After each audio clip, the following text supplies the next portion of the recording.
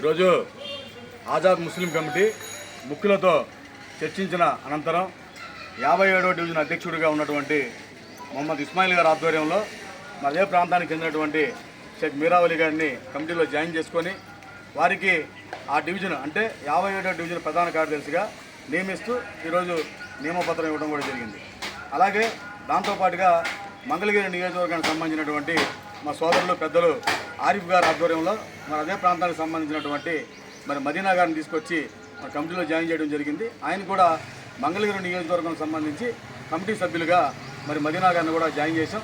వాళ్ళిద్దరు కూడా శుభాకాంక్షలు తెలియజేస్తూ వారి ద్వారాగా అక్కడి నుంచి పెద్ద ఎత్తున కమిటీ ఇంకా పెరగాలని చెప్పేసి కమిటీ సభ్యత్వం పెరగాలని చెప్పేసి కమిటీ సభ్యులు కూడా పెరగాలని చెప్పి కోరుకుంటూ వారందరికీ కూడా హృదయపూర్వక ధన్యవాదాలు తెలియజేస్తూ శుభాకాంక్షలు తెలియజేస్తాం.